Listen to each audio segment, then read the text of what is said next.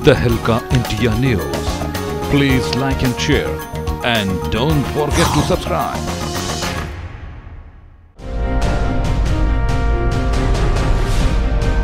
नमस्कार, स्वागत है आप सभी का तहलका इंडिया न्यूज में। मैं हूं योगेश धस्माना। तो आज बात करेंगे उत्तराखंड की, और उत्तराखंड के उन बाशिंदों की जो कि दिल्ली एनसीआर में रहते हैं। आखिरकार उनके हक हकूकों की बात कौन करता है? वो कैसे लोकसभा चुनाव में, आप किसी भी आम चुनाव में अपनी महत्वपूर्ण भूमिका निभाते हैं? बात आज करेंगे उन्हीं उत्तराखंड के लोगों के अधिकारों की बात करने वाले बीजेपी के एक बड़े नेता की। जी हां, बात करेंगे दिल्ली के पर्वतीय प्रकोष्ठ के अध्यक्ष अर्जुन राणा जी से। अर्जुन राणा जी, बहुत बहुत स्वागत है आपका तहलका न्यूज़ में। धन्यवाद जी। अर्जुन जी, सबसे पहला प्रश्न यही जानना चाहेंगे, उत्तराखंड के बाशिंदे यहाँ निवास करते हैं, उनके हक हकूक की बात होती है, अधिकारों की बात होती है। ये एक बड़ी बात है कि बीजेपी ने पर्वतीय प्रकोष्ठ का गठन किया है। आखिरकार कैसे पर्वतीय प्रकोष्ठ इस वक्त जो है दिल्ली एनसीआर में काम कर रहा है, और उन जिस तरीके से बात होती है अधिकारों की, उन अधिकारों को किस तरीके से ध्यान रखा जाता है? भारतीय जनता पार्टी ने 1.5 साल पहले ये पर्वतीय प्रकोष्ठ बनाया, और ये पर्वतीय प्रकोष्ठ 1.5 साल में उत्तराखंड के व्यक्तियों को राजनीतिक प्लेटफॉर्म पे कैसे वो आगे आए, और राजनीति के साथ साथ वो सामाजिक दायरे में कैसे आगे बढ़े, उसका जीता जाता परिणाम अभी आपने उत्तराखंड की उत्तरायणी हुई दिल्ली एनसीआर में। लगभग 125 जगह में उत्तराखंड की उत्तरायणी हुई छठ पूजा के तर्ज पे, जिसमें लगभग 2-2.5 हज़ार, कहीं 5 हज़ार, कहीं 10 हज़ार लोग इकट्ठा हुए, और पूरा एक उत्तराखंड का वातावरण बना दिल्ली के अंदर।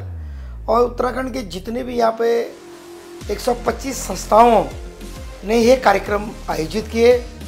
इस कार्यक्रम को भाजपा पर्वतीय प्रकोष्ठ दिल्ली प्रदेश कोऑर्डिनेट कर रहा था। हम लोग केंद्रीय पर्यटक मंत्री से मिले, इस विषय में उनको इस त्यौहार के बारे में बताया कि ये हमारी उत्तरायणी होती है। इस विषय में हम नगर निगम के 3 मेयरों से मिले कि हमारा ये त्यौहार है उत्तराखंड का, उस विषय में उनको भी जानकारी हुई है, और मेयरों ने दौरे करे, जिसमें साफ सफाई की व्यवस्था, सौंदर्यीकरण की व्यवस्था, कई व्यवस्था जो निगम के अंडर में आती हैं। और उससे हमारा समाज को बड़ा बल मिला। कहीं हमारे दिल्ली प्रदेश अध्यक्ष माननीय मनोज तिवारी जी गए, हमारे प्रभारी जी गए, श्याम जाजू जी, कहीं हमारे संगठन महामंत्री गए, कहीं हमारे एमपी गए, कहीं हमारे राष्ट्रीय नेता गए, और स्वयं मैं दिल्ली के अंदर 49 सभाएं मैंने दिल्ली में करी हैं। ये 5 तारीख को प्रदेश कार्यालय में इसका हमने उद्घाटन करा था, विधिवत उद्घाटन, जिसमें हमारे दिल्ली प्रदेश संगठन महामंत्री आदरणीय बड़े भाई सिद्धार्थन जी ने उद्घाटन किया था। और 6 तारीख से लेकर कल तक 49 सभाएं मैं स्वयं करी है, जिसमें हमारा समाज इतनी तादाद में बाहर निकला है। और मेरे ख्याल समाज की अगर भागीदारी कहीं बढ़ती है तो हिस्सेदारी को निश्चित नहीं। क्या मानते हैं कि आप जिस तरीके से पर्वतीय प्रकोष्ठ का गठन किया है, कहीं बीजेपी का टारगेट वो वोट बैंक तो नहीं है, या फिर आखिरकार बीजेपी जो है उन पर्वतीय क्षेत्र में जो लोग रहते हैं, उनके अधिकारों की रक्षा की बात वो करती है, उनके हितों की बात करती है? क्या ये समझा जाए कि वोट बैंक की राजनीति ना करके जो है असल मायनों में जो है पर्वतीय लोगों की बात जो है पर्वतीय प्रकोष्ठ के द्वारा बीजेपी करना चाहती है, और उनके अधिकारों की बात करना चाहती है? देखिए, ये अभी उत्तरायणी का हमने कोऑर्डिनेट करा जी। ये काम हमने समाज के लिए किया जी। जो समाज के व्यक्ति मेयर तक नहीं जा सकते थे जी, उनकी बात हमने मेयर तक रखी, मेयर के वहाँ दौरे कराए। इसमें कोई राजनीति की बात नहीं है, ये समाज को बढ़ावा देने की बात थी। और रही उत्तराखंड की समाज भाजपा की तरफ से जो आप बता रहे हैं, ये राज्य स्वर्गीय माननीय अटल बिहारी वाजपेयी ने राज्य दिया, भाजपा ने राज्य दिया। और उत्तराखंड का व्यक्ति आज हमारी पहचान दिल्ली, दुनिया में कहीं भी हम जाते हैं, हम कहते हैं गर्व से हम उत्तराखंडी हैं। ये किसने दिया? हमें भाजपा ने दिया। तो उत्तराखंडी व्यक्ति तो ऑलरेडी भाजपा का शुक्रगुजार है, इसमें कहने वाली कोई बात नहीं है। रही भागीदारी की पार्टी में, तो उत्तराखंड के लोगों की बड़ी भागीदारी इस पार्टी में। हमारे आज की तारीख में दिल्ली प्रदेश में दिल्ली के 2 उपाध्यक्ष भाजपा के जो पार्ट से आते हैं, हमारा कई यहाँ पे 11 पर्वतीय निगम पार्षद हैं दिल्ली के अंदर जो भाजपा से आते हैं। पीछे हमारी एक मेयर थी, पूर्वी दिल्ली की मेयर, जो उत्तराखंड से बिलोंग करती, वो भाजपा से आती है। कई एक जिला अध्यक्ष हमारा भाजपा का है, कई मंडल अध्यक्ष हमारे भाजपा का, और उसके बाद जो बच गए, जो लोग मंडल जिलों में नहीं जा पाए, भाजपा ने एक पर्वतीय प्रकोष्ठ बनाया कि जो लोग रह गए वो इस पर्वतीय प्रकोष्ठ में रह करके अपनी समाज का काम करें। भाजपा का बैनर तले हम काम कर रहे हैं जी। मगर काम किसका हो रहा है? समाज को जोड़ने का। समाज, आज हमारा समाज काफ़ी दिल्ली के अंदर आगे बढ़ चुका है। आज देश की सीमाओं की अगर कोई रक्षा कर रहा है तो उत्तराखंड का वीर जवान कर रहा है। ये वीर जवान पहले भी थे, अन्य सरकारों में भी थे, मगर काम वाली प्रतिभा को भाई नरेंद्र मोदी पसंद। जैसे अजीत डोभाल जी, कितनी बड़ी प्रतिभा है। अजीत डोभाल जी तो पहले भी थे, मगर पहले तो मौका नहीं मिला ना। भट्ट जी, पहले भी भट्ट जी थे। राजेंद्र सिंह जी आज दुनिया की चौथे नंबर की कोस्ट गार्ड के डीजी हैं। और वो अपने समाज, कई सारे नाम हैं, नाम लोगों की बहुत लंबी लिस्ट है। ये लोग पहले भी थे, मगर अन्य सरकारों में मौका नहीं मिला, क्योंकि ये एक ईमानदार और एक संघर्षशील व्यक्ति की सरकार है। इसमें हमारे लोगों को मौका मिला, और मेरे ख्याल में, मेरा जो अपना मानना है, हमारे लोग आने वाले चुनाव में भाजपा को बिल्कुल निराश नहीं करेंगे, क्योंकि उन्होंने हमें बहुत कुछ दिया और हमारे लोगों को बढ़ाने का बहुत काम किया। पर्वतीय प्रकोष्ठ की आपको जिम्मेदारी दी गई, पर्वतीय समाज का हित आपने सोचना है। लगता है कि बड़ी चुनौती बीजेपी की तरफ से आपको दी गई। ये चुनौती नहीं है, ये हमारा सौभाग्य है कि पार्टी ने हमें इस लायक समझा कि हम अपने समाज को जोड़ सकें, और हम अपने समाज को जोड़ रहे हैं। हमारा समाज निरंतर आगे बढ़, उसका जीता जाता उदाहरण 2 साल से हम उत्तराखंड की उत्तरायणी को कोऑर्डिनेट कर रहे हैं, जो कि छठ पूजा के तर्ज पे वो उत्तरायणियाँ दिल्ली में हुई हैं। और आने वाला एक त्यौहार हमारा हरेला, जिसमें पीछे हमने 200 जगह में, उत्तराखंड के लोगों ने 200 जगहों में हरेला त्यौहार मनाया था। हरेला त्यौहार का मतलब है पेड़ लगाना, पेड़ के रूप में हरेला को मनाते हैं। तो ये उत्तराखंड के लोग मतलब भाजपा की तरफ से तो उत्तराखंड को बढ़ाने का पूरा मौका दिया गया। अब भागीदारी हमारी जैसे बढ़ेगी तो हमारी पार्टी कोई वंशवाद की पार्टी नहीं है, हमारी वो पार्टी है जो इसमें काम कर सकता है और आगे बढ़ सकता है। पार्टी उसको जरूर मौका देगी। लेकिन एक खास बात, जैसे आप दर्शकों को बता दें कि उत्तरायणी पर्व का जिस तरीके से और उत्तरायणी मेला जिस तरीके से लगता है, तो उसमें लघु उद्योगों को बहुत बढ़ावा दिया जाता है, और उस पर जो है पर्वतीय क्षेत्र के सीमांत क्षेत्रों से जो है वो लोग आते हैं जो अपने लघु उद्योगों के माध्यम से जो अपना जीवन यापन कर रहे हैं, और एक बड़ा प्लेटफॉर्म जो है इस पर्व से या फिर इस मेलों के जरिए उन लोगों को मिलता है। क्या मानते हैं कि एक संसाधनों में कहीं ना कहीं कोई चुनौती पेश आती है जब इस तरीके के मेले आयोजित होते हैं, लेकिन उससे भी बड़ी बात यह है कि जो लोग यहाँ पहुँचते हैं, जो आजीविका का साधन बन चुका है ये मेले उनके लिए, क्योंकि पर्वतीय क्षेत्रों में आप जानते हैं पलायन का दंश इस वक्त जो है उत्तराखंड झेल रहा है, लेकिन उसके बावजूद एक स्वरोजगार देने की कोशिश सरकार की तरफ से की गई है, क्योंकि वो लघु कुटीर उद्योग चलाते हैं। मंडुआ और तमाम तरह के खाद्य पदार्थ जो होते हैं, जो बहुत ही फेमस हैं उत्तराखंड में, उनको एक मंच मिलता है, उनको एक बाजार मिलता है। तो आप मानते हैं कि जिस तरीके की पहल जो की जा रही है उसमें और कुछ भी चीज़ें जोड़ने की ज़रूरत है? देखिए, अभी उत्तराखंडी उत्तरायणी में जी, उत्तरायणी के 7 साल हल उत्तरायणी में स्टॉल लगे जी, जिसमें उत्तराखंड का जो जैविक खेती हमारी होती है, कोदा, मंडुआ, झंगोरा और खूबी का जी, करोड़ों रुपए का व्यापार हुआ।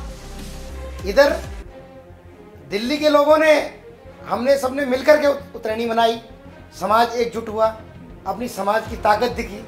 दूसरा, जो हमारे भाई आज पहाड़ में रह रहे हैं, उनको जो वो मेहनत करते हैं और जो वहाँ से खेती उगाते हैं, वहाँ के स्टॉल के द्वारा बिका। और हमारी संस्कृति, जो लोग, अब हमारे बच्चे दिल्ली में पैदा हुए हैं, वो अपनी संस्कृति से जुड़ गए। उन्होंने बोला, पापा ये क्या है? बेटा ये हल चलाने वाला है।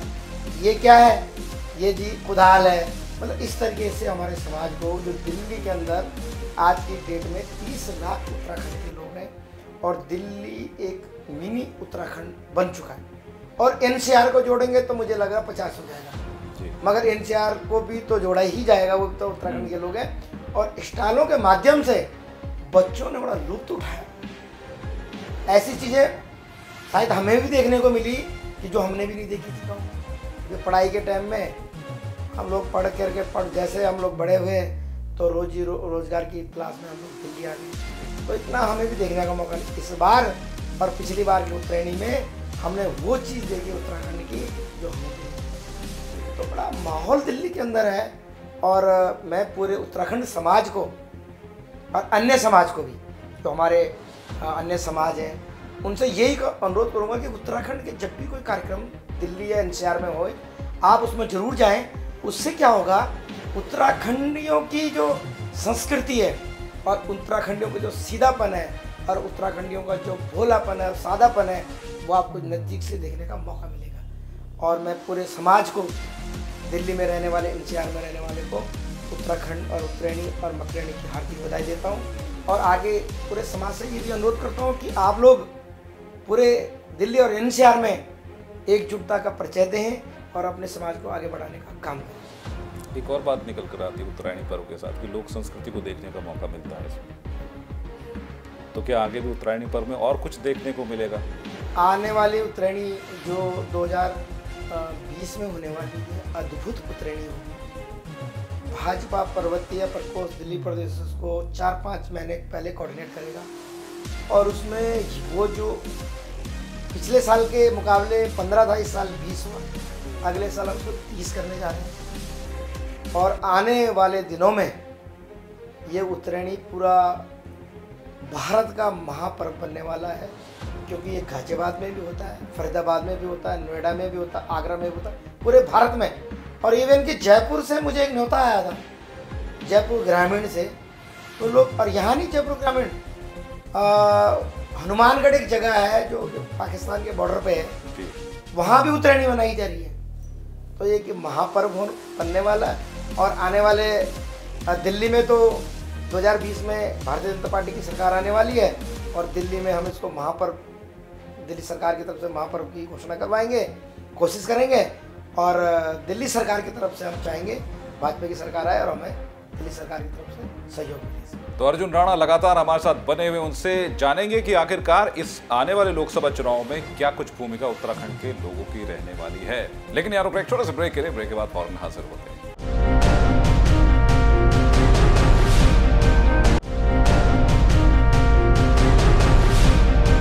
ब्रेक के बाद आपका एक बार फिर से स्वागत है। तो आज हम बात कर रहे हैं दिल्ली में पर्वतीय प्रकोष्ठ के अध्यक्ष अर्जुन सिंह राणा जी से। उनसे जान रहे हैं कि आखिरकार उत्तराखंड की क्या भूमिका रहने वाली है और पर्वतीय प्रकोष्ठ का जिस तरीके से गठन हुआ है वो किस तरीके से अपना काम कर रहा है।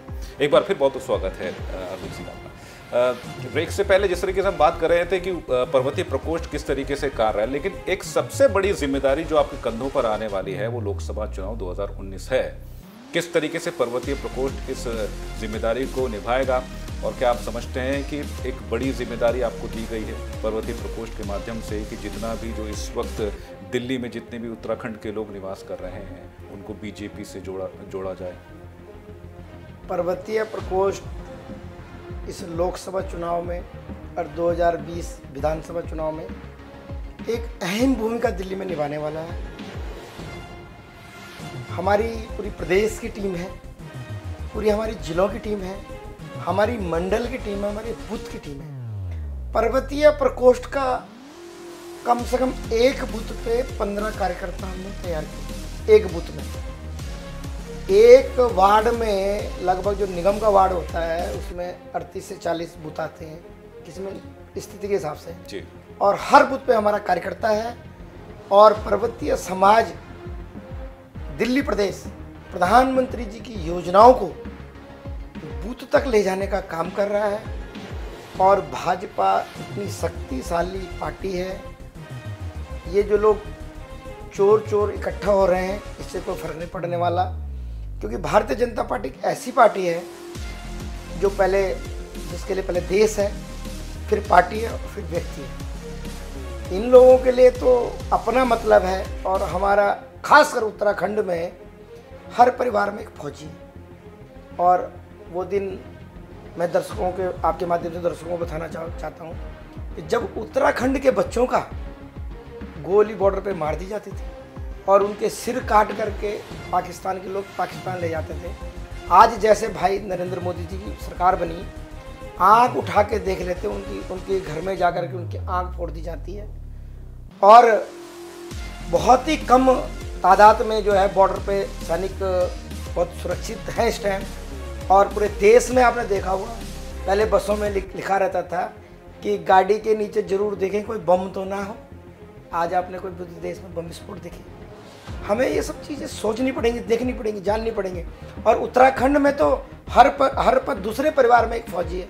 हम लोग देशभक्त हैं। जो पार्टी देश को आगे बढ़ाने का काम करेगी, देश का सिर ऊंचा करेगी, वहाँ उत्तराखंड का व्यक्ति चट्टान की तरह खड़ा है, क्योंकि हिमालय न तो झुका है और हिमालय ने हमें से देश की सुरक्षा करी है।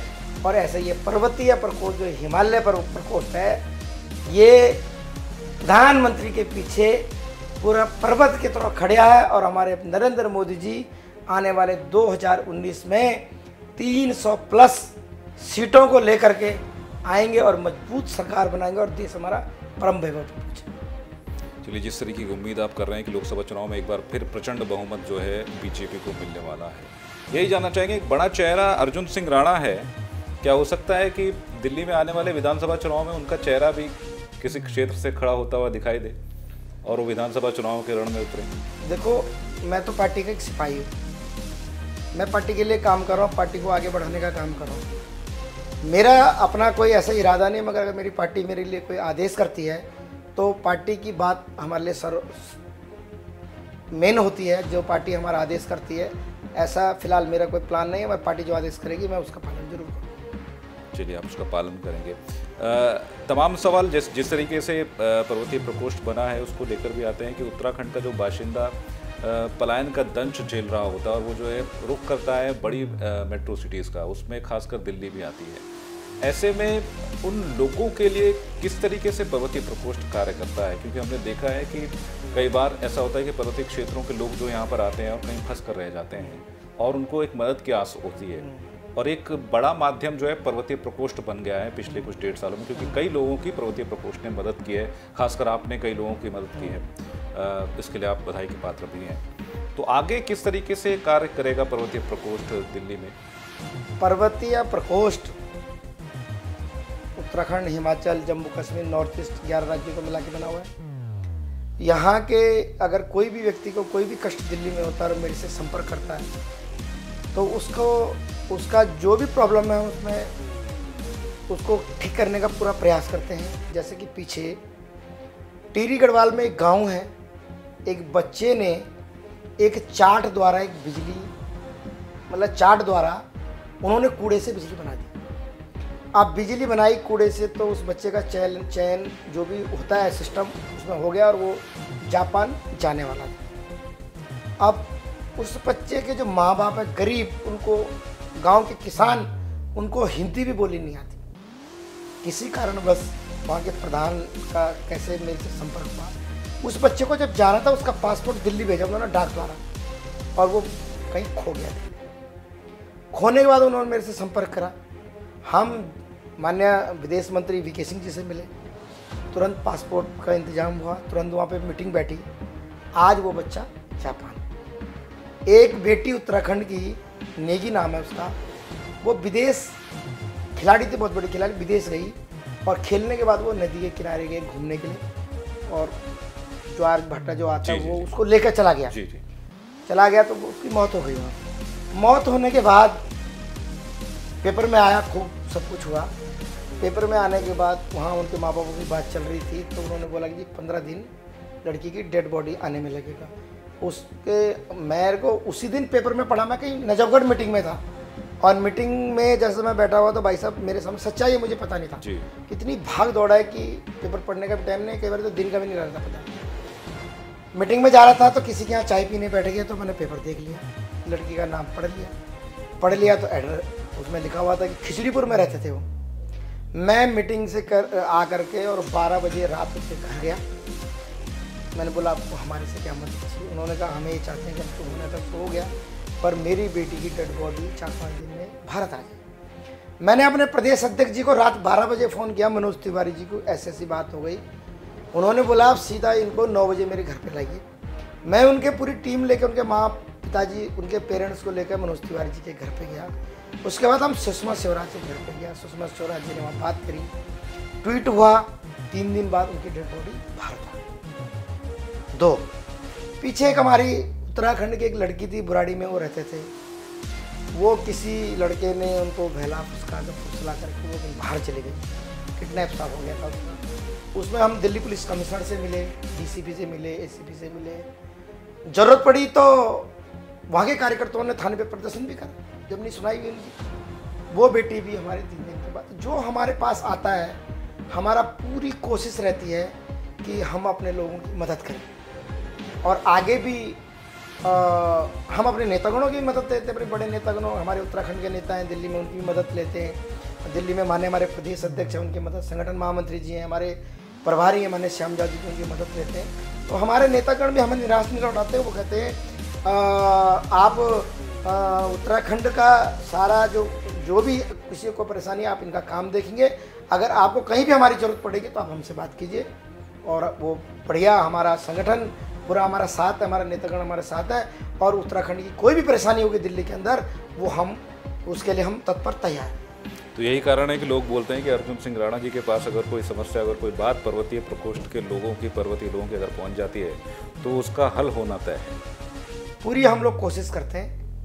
अभी पीछे एक लड़का नजफगढ़ में था तो उसका मर्डर हो गया।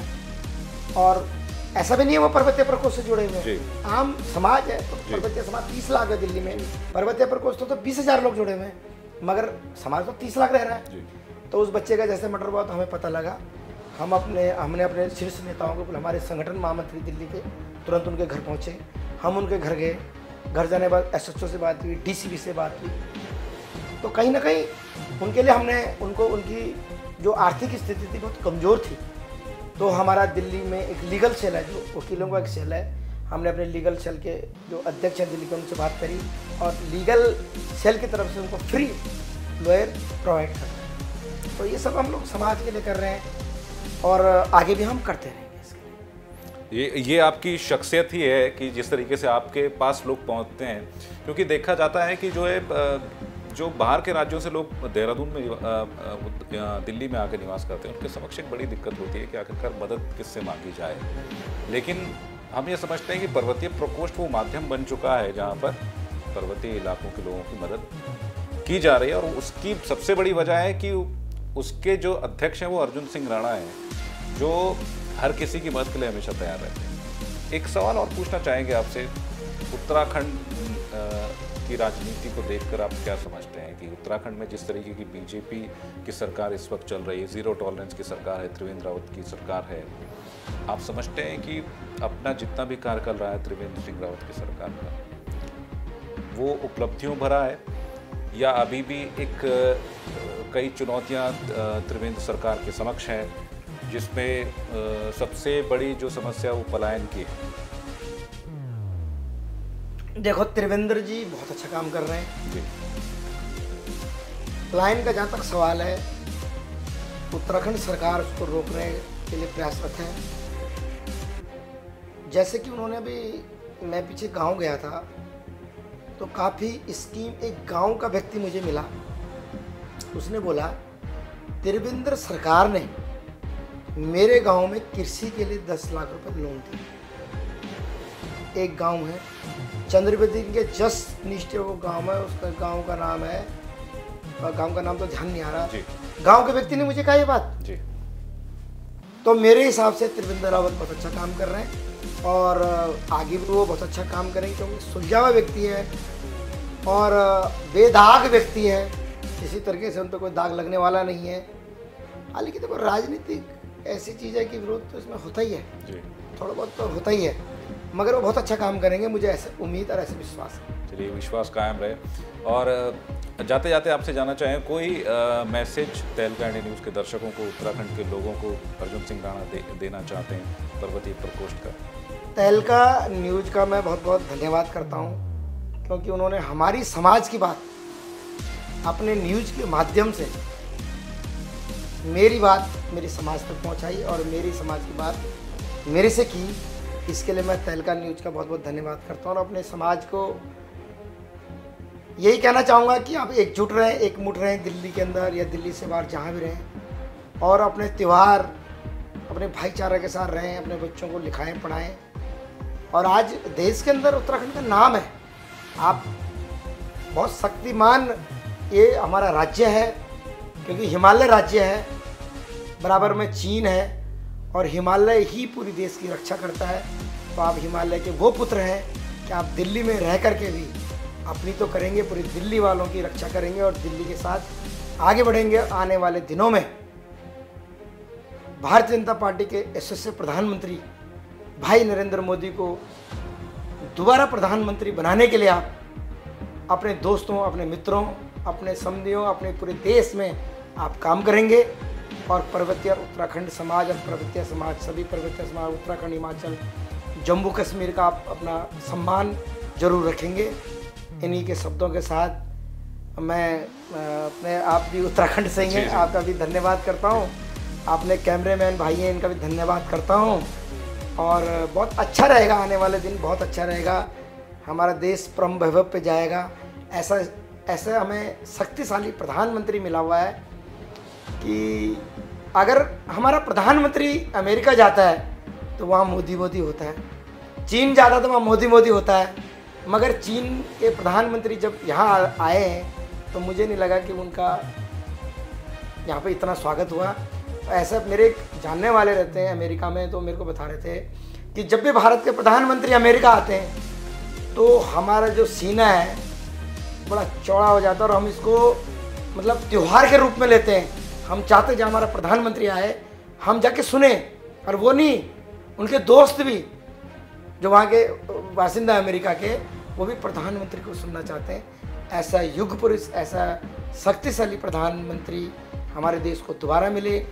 सभी उत्तराखंडी पर्वतीय समाज से मेरा अनुरोध है कि 2019 में आप जहाँ भी आपके रिलेटिव हों, आपके जानने वाले हों, प्रधानमंत्री जी के पक्ष में काम करने को बोलें, क्योंकि देश ने अगर ऐसा प्रधानमंत्री खो दिया तो देश को दोबारा ऐसा प्रधानमंत्री नहीं मिलेगा। बहुत बहुत शुक्रिया करना चाहेंगे अर्जुन सिंह राणा जी आपका तहलका न्यूज़ में आने के लिए। तो अर्जुन सिंह राणा जी जिन्होंने बताया है कि किस तरीके से पर्वतीय प्रकोष्ठ का गठन हुआ है, पर्वतीय प्रकोष्ठ किस तरीके से उत्तराखंड की संस्कृति को बढ़ावा दे रहा है और उत्तराखंड के लोगों के लिए जो है एक मदद के रूप में भी मौजूद है। तो हमारी इस खास मुलाकात में आज के लिए बस इतना ही, और खबरों की जानकारी के लिए आप लॉग ऑन भी कर सकते हैं हमारी वेबसाइट tehlkande.com पर। फिलहाल दीजिए इजाजत।